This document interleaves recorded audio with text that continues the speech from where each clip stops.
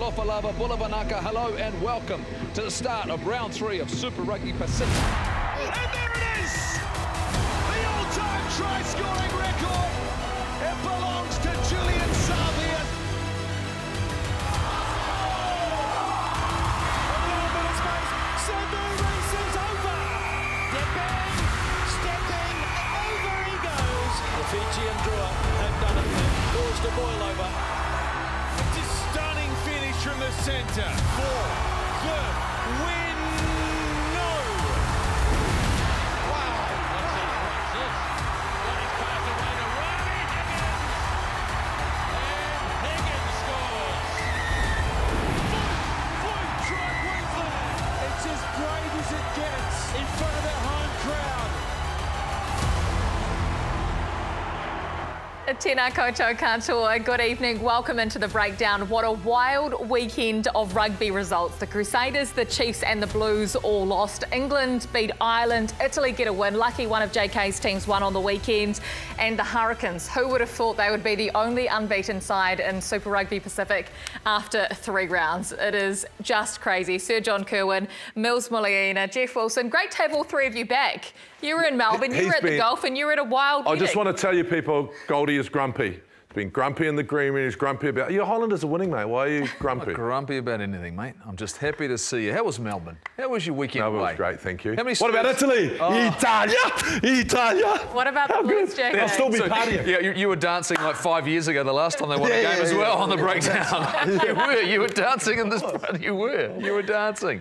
And There'll the be a golf party then? in Rome. How was the golf in Queenstown? I never recovered from the weekend that Mills beat me in a game of golf. I never really recovered. It was a great down in Queenstown. Look, the Open was fantastic, but I certainly had an eye on what was happening, not just obviously over across the Tasman when I was away, but this last weekend. There's been some great rugby. Looking forward to talking about it. Let's talk about it then. I mean, how unpredictable is rugby right now? Not just Super Rugby, but international rugby. If you look at it, is this the most even competition has been in a long time, Mills? I'd say, how exciting is it? This is exactly what we've sort of been asking for. I mean, we remember the sort of before the first round, we mentioned the fact, let's hope that the Aussies are going to be competitive. You look over the Six Nations and the way what's happening over there, but also, JK, how attractive is some of the play that's happening at the moment? That's exciting stuff. Yeah, and I've been talking to some of the players afterwards and they're talking about how hard it is, how much fatigue there is in the game now. I think there's been a real turnaround from the referees. Super round, Goldie was fantastic. Just really good rugby. And the Six Nations, they seem to be playing a whole lot more. So there's been obviously some meetings behind closed doors with the referees because besides the odd, ref not taking control of the scrums and just penalising early, it's been fantastic. You love a scrum, JK. Let's be honest though, Kirsty. I mean, the Crusaders being 0-3 in Super Rugby is territory that hasn't been crossed since 1996, right? So all of a sudden, you're seeing other teams, you're noticing other teams. It feels different already. And the fact that all of a sudden the Hurricanes, who are a quality side, who I said at the start of the season, if they stayed healthy, could be competitive. Did you say that? Because I've been coming up to me in the last 24 hours saying... Did he? None of us have been talking about the Hurricanes and they deserve their time. It might have been the last thing I said. It might have been the last thing I said and everyone had switched off by then, but clearly... It was just after you picked the Crusaders to win. Look, I don't want to... Well, we're going to Just after you picked the Crusaders to win, if I remember. We'll talk about that as well. You said the sleepers, the Hurricanes, and the Crusaders will win. The tournament, it's not over yet, is it? Is the competition finished? I don't think it's finished, is it? Anyway, the Hurricanes and Australian rugby potentially deserve a bit more credit than we've been giving them on the breakdown. Is that fair to say? The Queensland Reds were really good. I was on the sideline, and in Melbourne, they were really, really good. They were composed, they were talking, their defence was great. They were really technical, Mills, like in the little parts of the game, and they just did not go away. And that was a pretty intense game. I don't think it's about not giving them credit. For the Hurricanes, they had a tough ask. I mean, and that's huge that they've come away from Perth first in the Super Round in Melbourne, and then, the Blues. Without Geordie Barrett. Without Geordie Barrett, that's massive. When you look at the Australian side, I think we're all just sort of hoping that they're going to bring it. I mean, and now they have in round 3. I'm hoping that they continue to do that. And it's all sort of mixed sort of results, really. It's not sort of one team sort of coming out and dominating. The Waratahs are very good against the Crusaders. Then the Highlanders have tipped them up. The Rebels on the other team as well. And now the Reds.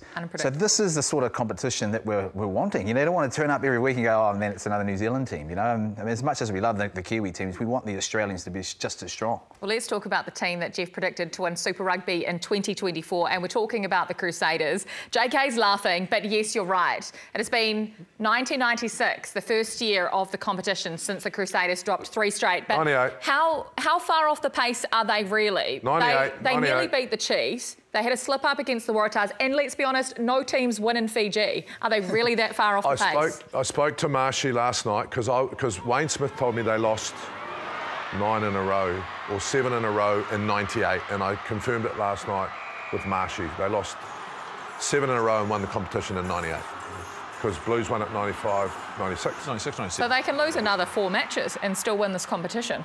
I reckon there is a little bit of a crisis, if I can have my 2 cents worth.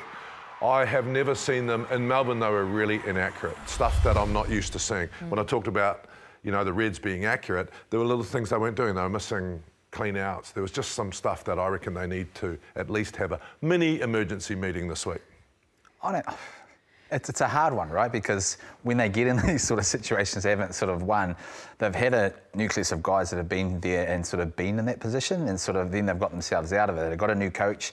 So important for a coach to sort of stay in there with Rob Penny, but also guys coming back. You still got to remember there's some very important guys that sort of Havili's a big one, right? And he will make a massive difference, and particularly when you got youngsters in there with Taha and the halfback sort of pairing. I know Hines was picked this week, but a couple little wee changes, and they're a different team. How long before they put David Havili in at 10 to start? For the last 2 weeks, he's moved there around the 60-minute mark.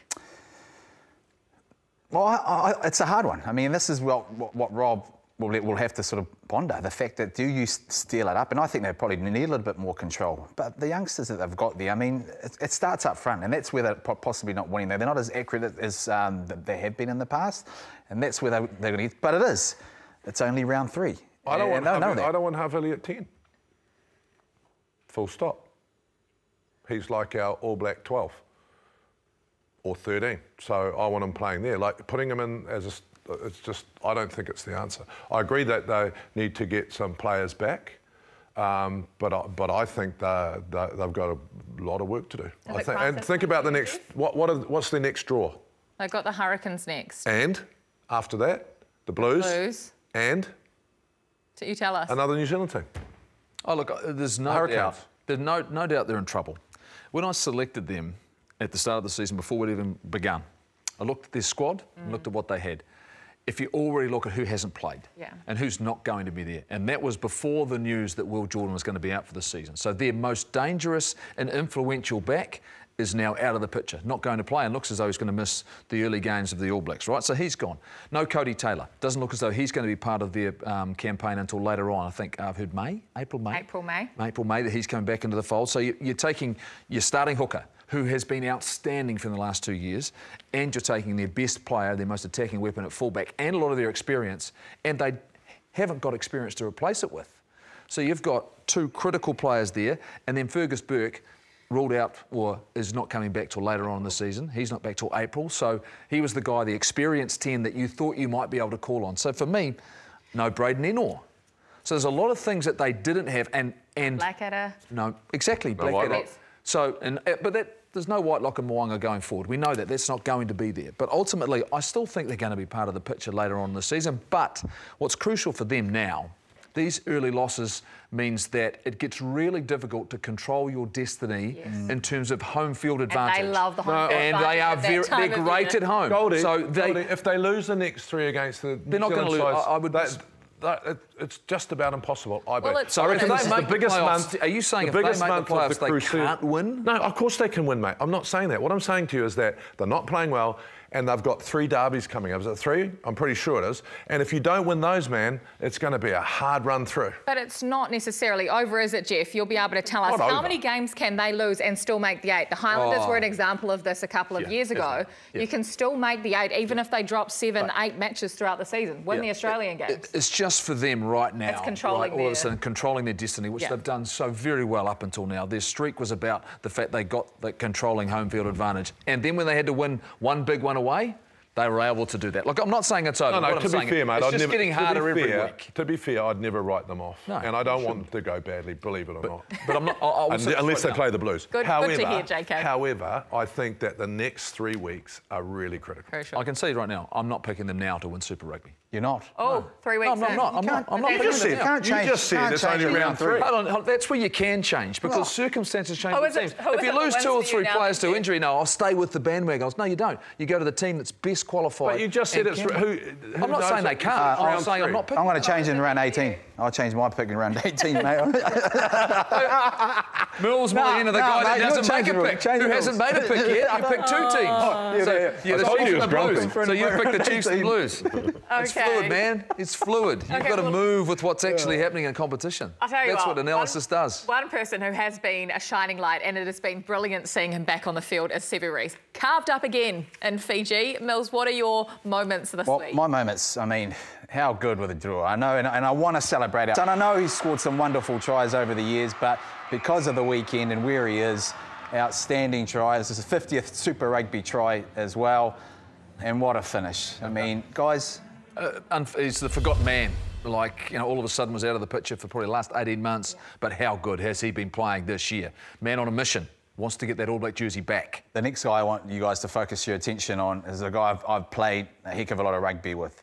And that's Sitiveni Sivivatu, probably the most intelligent rugby player that I've ever sort of played with and what he sort of had. And this night here, obviously the Lions' first test, and I know I love my Fijian brothers, but they don't move that fast when it's cold weather. This was negative 20 degrees, and I've never seen City move that fast, show some twinkle toes, and the way he finishes this try, unbelievable. Amazing. I just think I think the Fijians are some of the most gracious athletes you'll ever see on a rugby field. You know, I just think watching Sevu run, watching City run, you know, I always remember Joeli Venditi. You know, Joeli was sick. No one knew he was sick. He didn't finish the 5K. You know, he was 123 kilos, and I went over and I held his hand. I said, Joey, just win the sprint, mate. He was 123 kilos, and he ran it in 10.9 or something. And just give him the ball, you know. But when Joey at full flight was beautiful, and they're just beautiful to watch. Well, another Joey I want you to sort of think about once again is Joseph-Ata, Roko Thoko.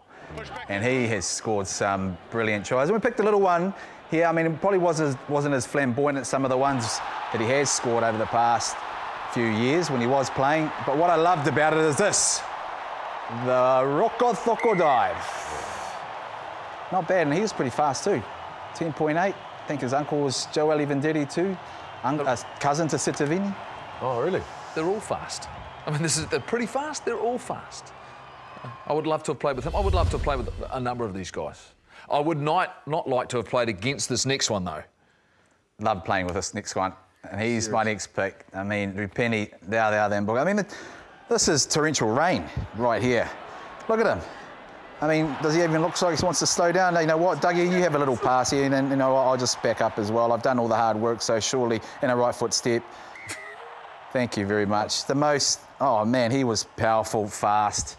I mean, JK. Yeah, he demolished Scotland in a game for Fiji. What was it, 2015 World Cup? Or 2011? It might have been 2011 in France. And if he had been fitter, because it was towards the end of his career, he ran out of juice, but he demolished them by himself in the first half. I've never seen anything like it. Like, he would run around, like, we know Angles, right? He would run round people, like really great athletes, by about 10 yards.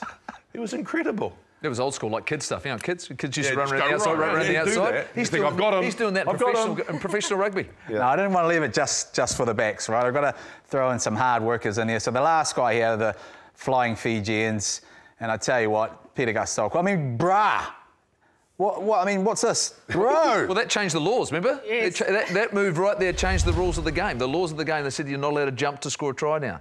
Happened against the Highlanders too. We probably would have won that game. So athletic that but game. he's I mean, awesome, that's man. the athleticism of these men. I mean, and I know I've only picked out a few, some of my favourites, but man, I mean, that's been so influential in terms of our game. It's so special to see those guys. And they don't get a vote. Well, we'll get to the governance issues, JK. We'll get to the governance issues. You will have your time. But let's stay with Super Rugby, a team that Peter Gus used to light it up for. The Chiefs, shocked by the Reds, you must say. They are not invincible, like some may have thought on this program. I'll eat my hat.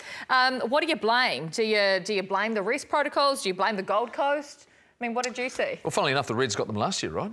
Is that their bogey Unbelievably, team? you know, and sometimes you've got a bogey team, you know, and the Reds, I like some of the things we've seen from them already this year, you know. They were dominant against the Waratahs, I think, early in the competition. So I look at it and, look, the Chiefs will be bitterly disappointed. They put themselves in a position, but they weren't quite good enough to get across the line. And I don't think you should be concerned, Mills, JK, but ultimately, this is a game going into, you'd think to yourself, if you're a champion side, you'd win this sort of matchup.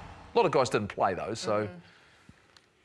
Yeah, look, I just think that I think Les Kiss has done an amazing... And talking about the Blues last night, one thing in their favour was I thought the Hurricanes were going to explode, because some teams can, right? And they stayed in it. What the Reds do is they counter back at you. Like, you score and then they come back straight away with something they're really, really solid around that mental side of the game. So the Chiefs couldn't get that extra try where you sort of start to free up a bit. So I think there's something special about the Reds, just hard working. I think something that sort of has come out of this weekend is, you know, how hard it's going to be later on. I know I mentioned round 18. I mean, some of these contacts and things like the Reds, I mean, they've brought a different sort of style too. I mean, they didn't have Jordan Patea sort of playing, so they were missing a few sort of hardness. So how do you manage your team? The Crusaders are going through it at the moment, right? They're going through managing the injuries that they've got. The Chiefs were doing the same. So they're kind of, I wouldn't say rotating, but they're making sure their squads are really solid for the end of the season. The Blues have done it somewhat with some of their players returning back. But I think come round 15, and when I'm almost ready to pick my team to win in round 18, I think there'll be some solid teams. I don't even know, this is round 18. That's the final, I think. I thought we were allowed to use that word. It's like a swear word. Well, rotation's back because your coach, I said it wasn't- the not coach really of the Blues, rotation. has talked about it. Well, Well, actually, it's and funny. you It's had funny two you should say players. that, because when I thought of Peter Gus, the problem with Peter Gus, I feel that we didn't get the best out of him when he left, was because they didn't rotate him because he wasn't an All Black. Remember, he played all the whole season. So I don't disagree with the players being put on the bench after 5 games. When I was coaching, I played Jerome Kino for too long and he got injured. So putting Hoskins on the bench last night, I don't mind that, because if you need him, you put him on, even though he went on at 12. He did end up there. He did end up in the midfield in the final 10 minutes because Mark Talia came off with rib problems after he played outstanding for 70 minutes. Brave move from Vern Cotter, though, picking a 6-2 split on the bench, one that did not pay off last night due to the unforeseen HIAs that happened to their wing and fullback in the first 15 minutes of that game. Does the 6-2 split suit the New Zealand style, Mills? Was that a mistake? Well, I think what it shows is the tactics the coaches are willing to be able to go into. He would have went into this saying, I'm going to try and beat up that, the 8. And unfortunately, you can't, I suppose, think about the fact that two of your backs are going to get HIAs. But that's the risk that you end up taking going into this. So tactically, he perhaps sort of thought, OK, next time I'd love to have it better. How does he make sure when the next time that they play up in Auckland at Eden Park, what does that look like a bit? But certainly last night, it just the dynamics of it and everything else, the flow in for them as well to get back in. The guys all over the place, JK. Yeah. It just didn't sort of suit them. Well, I don't think it was a bad move, just because when you look at the bench of the Hurricanes and you talk to them, they are playing that 23-man game, and their bench came online last night. Was it amazing? But you take that risk and it's going to backfire on you, right? I think, poor old Funaki came on, and a couple of times he's out of position. He played incredibly well, I thought. Well. And then Mark Talia was swapping sides, but it's really hard out wide in the wing defensively. So, yeah, it's a tactical decision, and it backfired. Time will tell whether or not that loss hurts them down the track. I mean, it was a derby against a Hurricanes team, which is a good form. Without Bodie Barrett, I thought the Hurricanes were really good. Yeah. But I think the Blues presented him with an opportunity. And then, like you say, once it became unstructured because of the changes they had to make and the back line, what it looked like, and guys shifting around, and Mark Talia was covering some serious territory, and then he's trying to come over an injury and played really, really well. But you made a mistake in your early days coaching for the Blues, and you admitted that, the fact you made too many changes to stop, and it stopped your momentum. Totally. You made it, and for me, I think it's critical. And when I watch Mark Talia, and yes, we're getting used to seeing this because we see it every week, Mills. Yeah. But you left your best player on form on the bench in Hoskins Sotutu. And he came on, and his job, the impact he could was made harder by the fact what he was playing with around him. It wasn't like it was settled. So for me, I think it was a mistake. But time will tell whether or not they get punished because of it. I've seen a different side to Hoskins, though, when he came on. He'd almost sort of I want to go out there and absolutely, smash my body, because of the fact that it did get sort of, how to go. Perofeta wasn't in rhythm because he now had to start thinking about how we're going to change our game plan, considering we haven't got, what we thought we were going to get because of those players we lost. So it became a little bit hard to scale, but a lot of work rate for guys like Talia, and they got through a lot of work. And even when you think about the teams like Moana Pacifica, I mean, Julian Savia, which we know we're going to touch on a bit later, he has had a lot of minutes, and so how do you make sure those guys don't get too many? And the Blues, a number of injuries in their group as well. Ofa Tuangafasi's out to give him some conditioning to get conditioning, but that's fine if he's not quite ready and where he needs to be. But no locks available. That was a big challenge for them. So there were some things on their side which they'll be different the next time. Hurricanes also lacking a lot of leadership without their captain, without Du Plessis-Kirifi as well. But just on the Hurricanes and Blues, when it comes to New Zealand derbies, we always talk about All Black matchups because this is what selectors are looking at, right, is the derby games. Did Cam Roigard outplay his All Black opposite 9 and Finlay Christie? Is that fair to say? Who wants to go? Because I'll go if you want me to. I thought he was awesome. I thought Cam Roigard was outstanding. Dangerous every time he ran, looked through the middle of the park, so strong. This is a threat that you need in the international game now. You cannot just pass. I thought he was brilliant. I'm looking forward to seeing how he continues to build on what he's done last year. He came in at the start of the season on fire in terms of his conditioning. He looks great. Love what I saw. Oh, I have to agree. I think he did. I mean, but different circumstances with Christie on the other side, and the fact. What I love about it is the fact, last year he was an All Black. Yeah. They need to step up another level this year.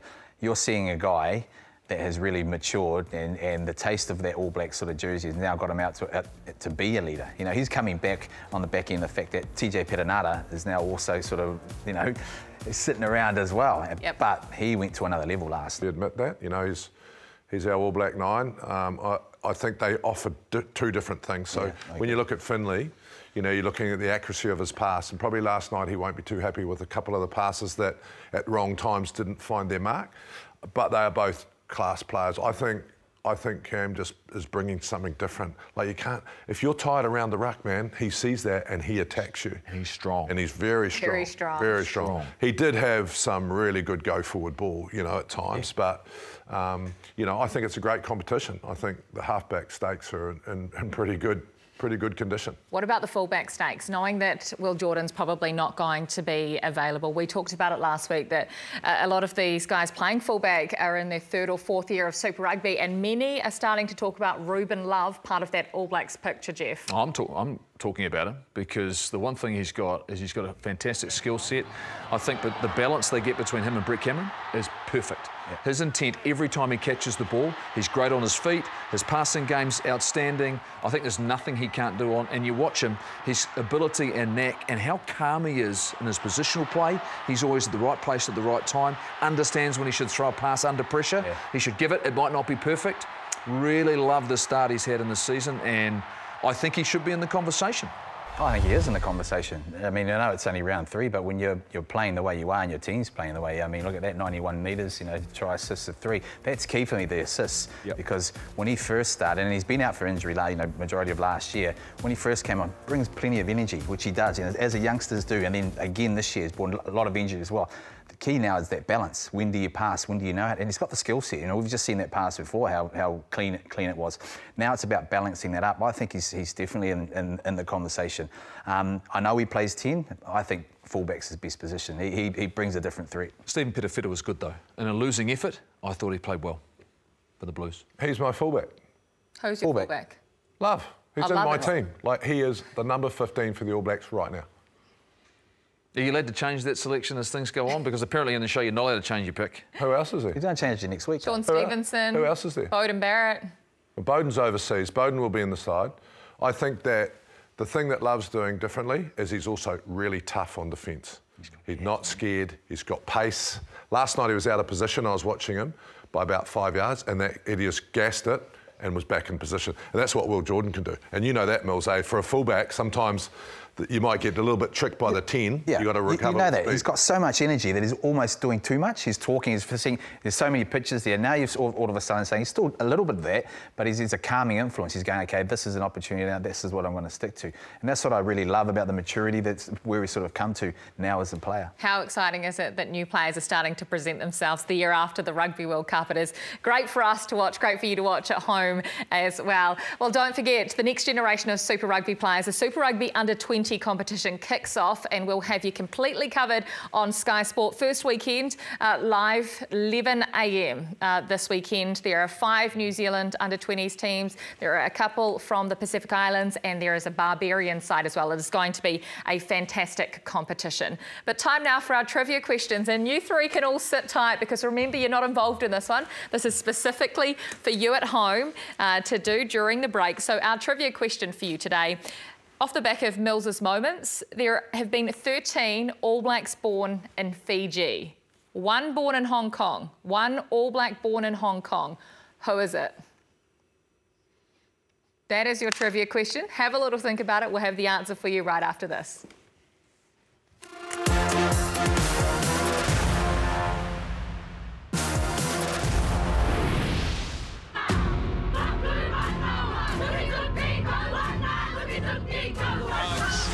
Shimmering it away for Tui, going for the corner, Ruby Tui scores. Once here, Puckett flings it away, and they're gonna score, yes they are. The fifth on not barely, ball not out, it's gonna be a try, yes it is. They beat the Blues in round 2 of Super Rugby Aupiki. Ricochet, absolute chance now, Monaga, tongue away. Now they're inside the 2-metre line. Olsen Baker finally. Now the drive for the try. Can they get the ball down? Yes! Hurricanes power 36, Mata 2, 29. My Hoki Mai, welcome back into the breakdown. They're all laughing because they didn't know the answer to the trivia question. No. Did you? We'll bring it back up again. First, hang on. Ask the question again. Okay, the question you totally confused me. But it wasn't for you at the end of the day. Remember, it was for you at home to play along. 13 All Blacks have been born in Fiji. Who was the only All Black born in Hong Kong? But, so you're saying there's a Fijian that was born in Hong Kong who played for the All Blacks? That's how I've understood the question. Okay, well, anyway, the answer to that is someone that you should know, JK. You should have known the answer to this. He played for England, Jamie Salmon. Yeah, he looks Fijian. He's a good player. What? Oh, that's a dumb question. Who wrote that? Not me. Not me. Anyway, that is your trivia question for today. Thank you very much for playing along at home and for not questioning the Quizmaster like JK does. But we've got a very special guest joining us on the program today. She is an Olympic champion. She is a multiple world champion. She's switching codes and joining the Brisbane Broncos in the Women's NRLW Rugby League competition. Stacey Waka. Stacey, first of all, congratulations. This is huge news and we're all so excited for you. How long have you been a league supporter for? Is this a dream come true or has this come from left field? Yeah, thanks, Chris. I'm very nervous, super excited, but I have to be really honest with you guys. I haven't been a league supporter for a long time. I've only just jumped on the bandwagon from the left field maybe in the last 2 years since the NRLW has grown. Obviously, a few of my friends have made the transitions. So I thought, why not grab the opportunity while I can? We need a Warriors women's team so you can really jump on the bandwagon then, Stace. But for now, it'll be the Broncos. You've been recontracted to the New Zealand 7 setup for the next couple of years, which is just fantastic. You've also signed a deal last year to head across to America. How many opportunities are there now for female athletes that can cross codes? There are so many, and like you said, America for me last year was awesome. It was a good mental break away from New Zealand. There's so many opportunities in Japan and the UK now. Women's rugby is obviously growing massively all around the world, and I know they only want to continue that spirit in America with the World Cups heading there in 8 years' time too. So it's cool, and I love it. I'm grateful to be a part of that transition for these opportunities, playing sevens, playing 15s, and now get my hand in that league. But I've still got to learn the rules a little bit. I'm not going to lie, Kirst. Stacey, so what you're saying to me is, if you've never played a game of rugby league? Never played a game of rugby league in my life. Is that a little bit scary? Let's be honest. The fact that I remember I got offered an opportunity to play rugby league, and I had no interest whatsoever. The fact I didn't really want to play any defence, and the fact that the responsibility of bringing it back. How did the Broncos sell it to you? Yeah, no, I suppose my agent put in a few good words and he helped that. But I think for me, we talked about skill set and the game plan, and I'm actually going to just start on the wing for now. A little bit easier to catch the ball and run. Don't have to think too hard. But they're going to mentor me over this next year. Lots of video footage analysis on Huddle before I head over, because my first game, fingers crossed, is straight after the Olympics. It's a short campaign, but I have been watching, so I've been trying to learn. And Niall has been in my ear, good mate of mine who's obviously playing for the Titans, and fingers crossed I get to debut against her in the Titans straight after the Olympics if I get my opportunity. That would be absolutely amazing. Now, Stacey, it would be remiss of us not to bring this guy in who's sitting across the table. JK, do you have any tips, any words of advice? Someone that has been the cross-code hopper from rugby to league, what would you say? I wasn't a great league player, so you'll probably be way better than me.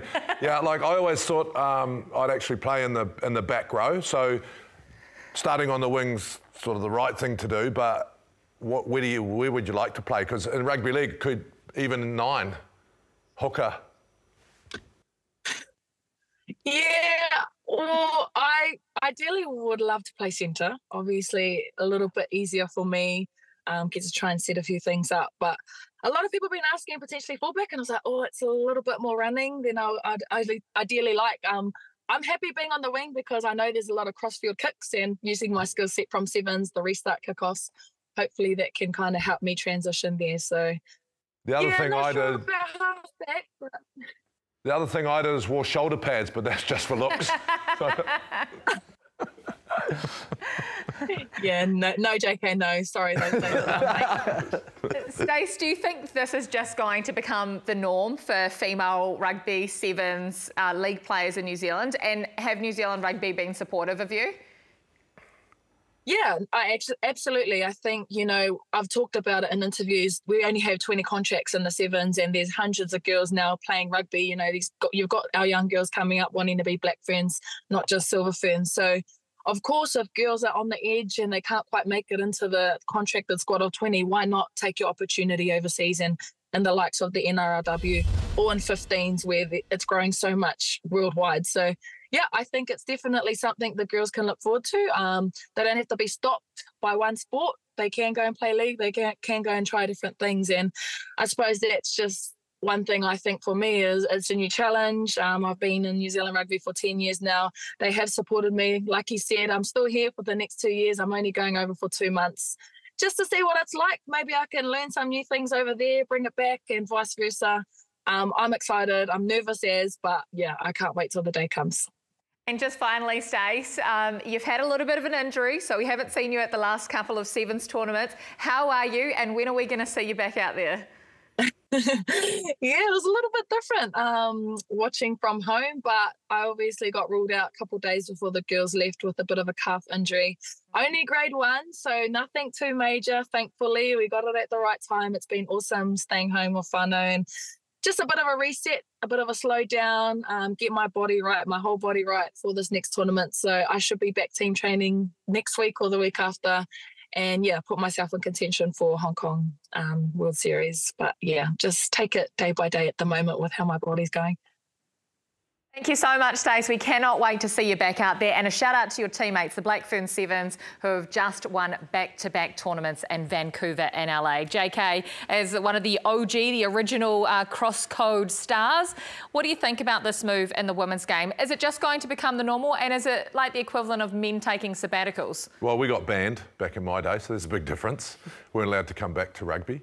Yeah, I think it's fantastic. I think as the female game establishes itself, especially financially, for us to keep these players, I think is really, really important. So, you know, I'd love to even see netball back into it, because a lot of these athletes coming from netball, whatever we need to do to make sure our superstars stay in the game while we build it, you know, bring it on. I think it'll be hard. I think I don't know, like for me, when I first went, we were an aerobic game when I was playing rugby, and I went to an anaerobic game, so it was just like a shuttle run. It was really tough. Yeah. But I think we might be a bit closer fitness. I'm with you. I'm like, I mean, Stacey mentioned she's excited but sort of nervous at the same time. Yeah. I mean, we underestimate the fact, the difficulties of changing codes. She's only going there for a couple of months, but the way our Wahine have done it, man, this is awesome. It's an awesome transition, man. Going from 15s, even 7s to rugby league. I mean, she's going to be playing on the wing, but she's going to get a lot of high balls, and she's going to have to carry some ball back too. If the opportunity and money was there, would you have gone over? Well, not the opportunity, perhaps the money, because I thought JK was going to ask how many zeros she had on the end of that contract. Yeah, do they get paid? They get paid 2 contracts. That's all right. It's absolutely brilliant for our female athletes to be able to do this and to have other opportunities, isn't it? Well, it's time now for our 7 things you may have missed from across the weekend. And the first one, Julian Savea. You mentioned him, Mills. He is now the most elusive try scorer in Super Rugby history. 61 barnstorming tries. I know, it was beautiful to see, isn't it? I mean, seeing him do this. And we're probably all expecting him to be a blockbuster, but it's nice to see him on the wing, get it on the wing. I would have liked him to run over someone, just for to get this, because we've waited so long. It would have been nice just seen him bump someone off, because let's be honest, that's what we're going to remember him by at the end of his career in his power. Pretty amazing. I'm just happy for him, because I know when those milestones are hanging over you, you know, it's nice to get them out of the way early. So we've been waiting a couple of weeks, pressure's off now, it's awesome. Well done, deserves it. Well, here's another thing to celebrate for Kiwis. Gilbert Enoka, who was the All Blacks mental skills coach for the last couple of decades, he has signed with New South Wales for State of Origin under Michael Maguire. Your old mate, JK, good move? Yeah, no, I think fantastic move. He's got a lot to offer, he's got a lot of experience, and I think when you're talking about a short tournament like that, you know, how important the State of Origin is for the Australians, he'll be able to add something awesome. Yeah, beautiful. Well, wonderful weekend for the Liners. Tom and Louis. Tom was part of the Reds that beat the Chiefs, and Lewis was part of the Italian side, JK, who beat Scotland. Italia. Yeah, I mean, you know, Saracens boy, you know, I know Michael was actually last weekend, he was in Australia to watch Tom play. Really happy for Michael, fantastic guy. Him and I played together at Treviso. You know, obviously married an Italian like I did. Great for Italy that Lewis is over here, and he's a really good player. It's a double thumbs up for me from Dad. That's so cool. That was cool. That's great. Here we go. The next one, Super Rugby boss Kevin Malloy has hinted that the Jaguares could return to Super Rugby, and this is, of course, off the back of the Rebels news that they may not be around next year. Are you a fan? Do you want to bring the Jaguares back, Mills, or would you bring another team? I'd love to bring a Japanese team. And I know you mentioned the fact, why wouldn't you have Ardie play for the Warriors? Well, why don't you have Ardie play for a Japanese team and some other sort of, you know, Kiwis that are sort of not sort of starting or wanting to sort of apply their trade in a Japanese sort of team in our competition, and have them still available to be picked for the All Blacks because they're in Super Rugby competition. JK? Yeah, I agree with that. I sort of know what Kevin's talking about, and I think he's got some good points, but I really want to see the Japanese in, because I think they are also where a lot of our financial solutions are. The Jaguares aren't. They can come in. I'm not worried about that, but I'd rather have a Japanese or 2 sides.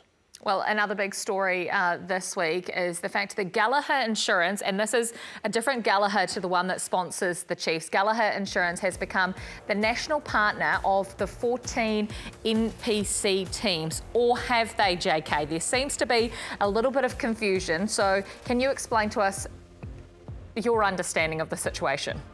Well, voce di corridoio, so don't tell anyone, right? It's a secret. No, the Voce de Corridor, what I heard was the New Zealand Rugby Union's not actually that upset about this deal.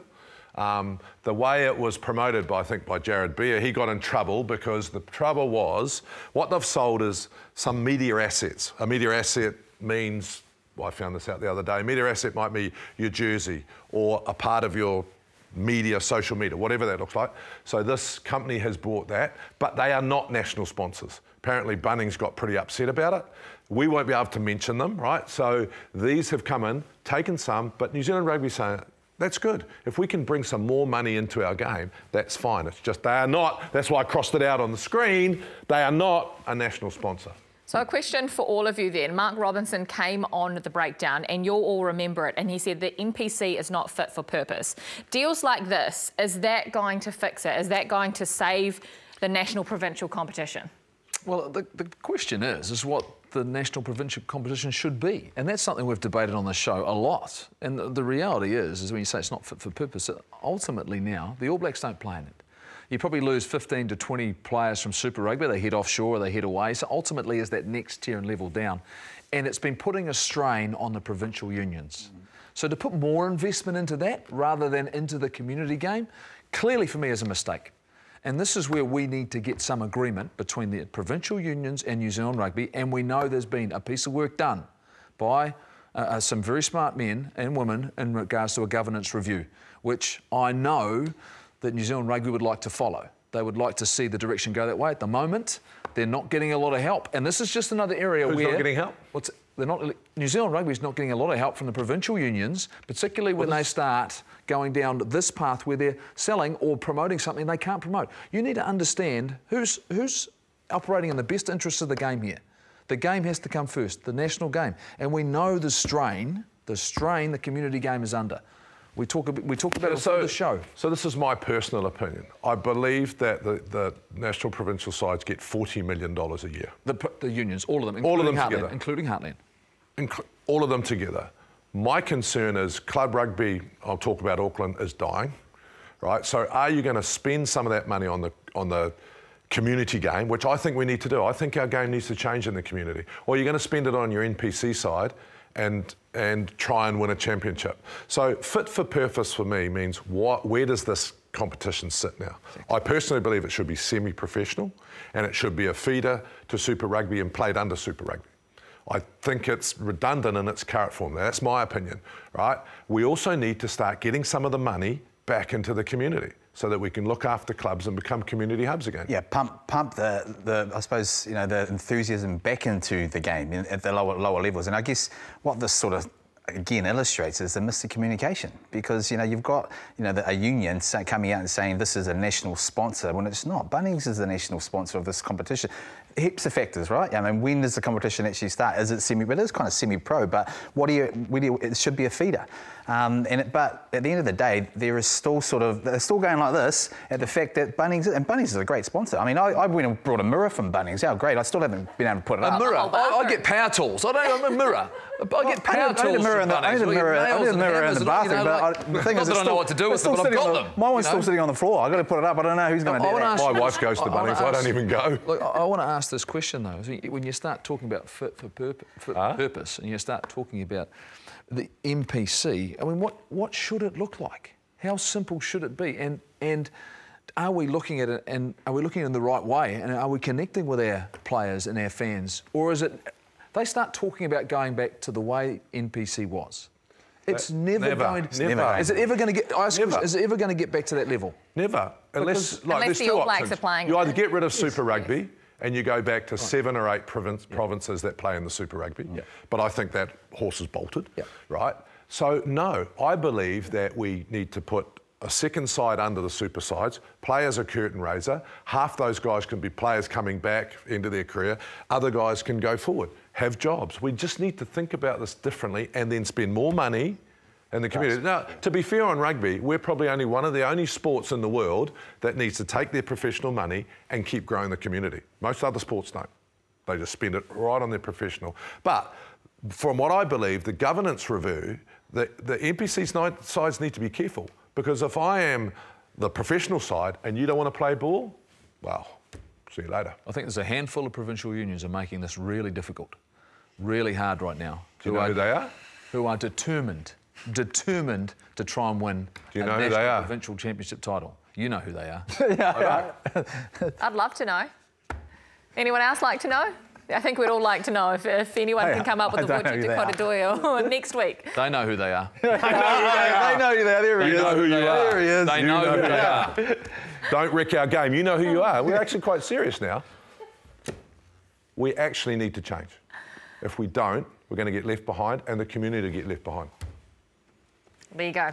We're not getting in there anytime soon, are we? Righto, we've talked a lot about Southern Hemisphere rugby, but we cannot forget about our northern rivals. There's been shocks, success, and coaches facing off in the Six Nations. We'll have more for you right after this.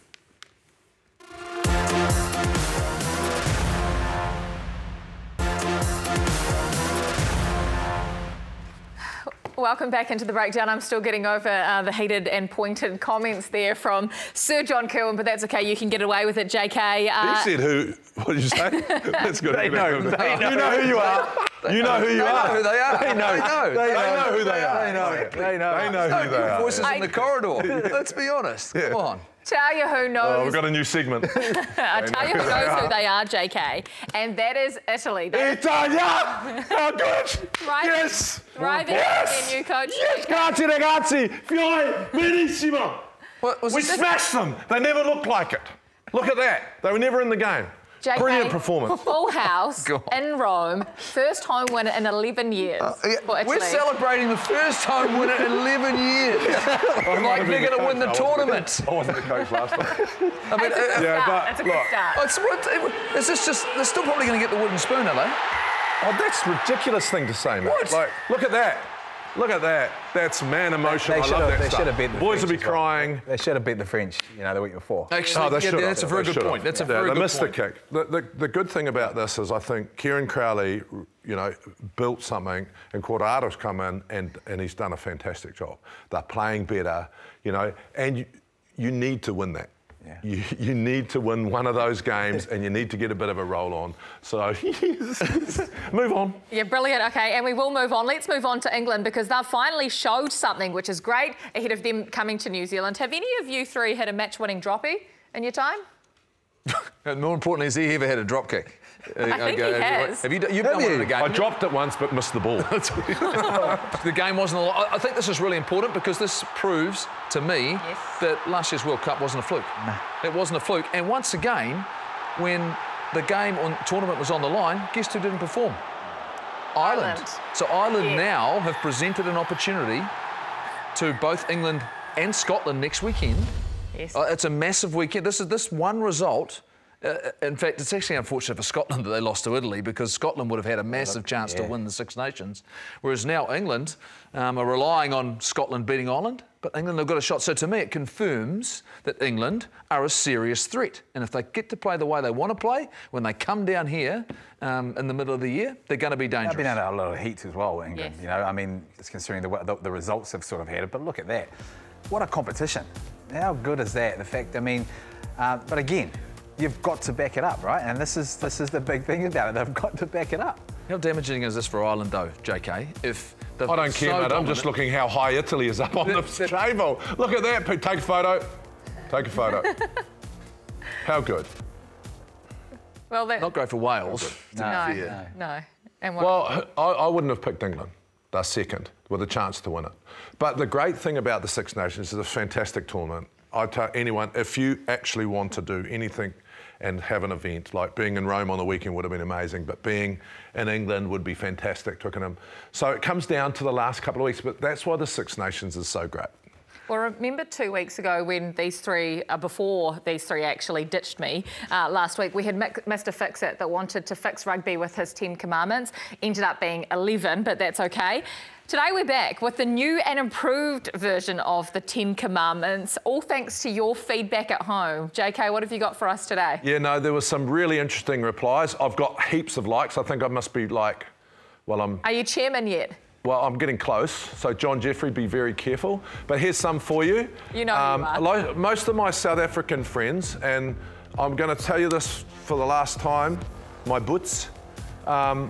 a lot is coming, you know, it's really hard for New Zealand to take a loss, JK. Let's be real, that had South Africa lost the World Cup, you would not be saying anything about it. That is not true, people. I think that South Africa would be one of the greatest adapters of the 10 or 11 commands we're talking about. They've got great athletes, so they come back, right? And then Dan Wong NZ, I would sell my house to keep JK away from anything to do with rugby administration. How much do you want for your house, mate? You probably live on the shore. My mate Andrea De Rossi, Grande JK, he was my captain, he was awesome. But most of the things, as you can see in the middle, lots of people supporting, want to see the game sped up. I wish you'd get rid of the caterpillar. But one thing that really came through that I want to discuss with you guys to go to the 12 commandments is that a lot of people have said to me, JK, we need to get rid of the jackal, right? And what is wrong? What are you leaning forward I've been for? saying this for probably 2 years. You have never said it. I've never heard you say it. Mills. I've heard him kind of say it in the rental car. Oh, come on. He has said it. But anyway. He has said And it. I'm going to have to go through all the shows now and bring You know it who back. we're talking about. I You know who we're talking about. Anyway. But what? Yeah. So the argument is that if we take the jackal out, because I believe what's happening with the jackal is you're only getting turnovers 3 or 4 times, but you're slowing the ball down. People are saying, won't they just spread in defence? How do you reward the defensive team then? I mean, how would you reward But you win a that? counter-ruck because by dominating the tackle, then you put numbers into counter-ruck and you just have to get past the ball. No hands No anywhere. hands. Actually, do you know by law you're not supposed to have hands? So what you're saying? By law. By law. By law. But what we do is we allow guys come over the top. Very hard to referee. We're getting better at it, but still. Yeah, the reason I wanted it out for community rugby in particular is because I think it's dangerous to be putting young kids in a position where they're putting they get taught to put their head on the ball. Body position. They're opening themselves, body positions, techniques. I'm thinking about protecting players as well as stopping players going off their feet. But get back to the technical side, because I want to explain this properly because people need to keep voting. So you clean out through the rucks, which means the defence guys have to come in. So you think more people have to come in to counter a counter ruck, so it'll free up some space. Exactly. If you commit more numbers, but that's your opportunity to get the ball back, which creates space. I love it. I've just heard this for the first time today. Well done, JK. Great commandment. 12th commandment. I can't remember you saying it, Goldie. Seriously. All things that could fix the game of rugby. We finish up tonight talking a little bit of Super Rugby. Now, you can get to a Super Rugby home match of Moana Pacifica for as little as $20 for adults and even cheaper for children. We've got the QR code for you to scan above. They've got a couple of home matches at Go Media Stadium and Seminoff Stadium as well. So scan the QR code to grab yourself tickets. Just before we go, because you guys are all so good at making your predictions, Hurricanes Crusaders this weekend. Who wins? Hurricanes. I think Canes, yeah, look good. It's hard not to pick the Hurricanes on form, isn't it? So the Hurricanes. I'll say the Crusaders then. And we will see you back here on The Breakdown next Sunday to do it all again and see who these guys are going to call out next week, who they're going to pick in their All Blacks team and everything else. Ka kite anō, thank you for joining us. Stepping, over he goes. And once again, on Fiji soil, the Fijian Drua have done it. They've caused a boil over. It's thoroughly deserved.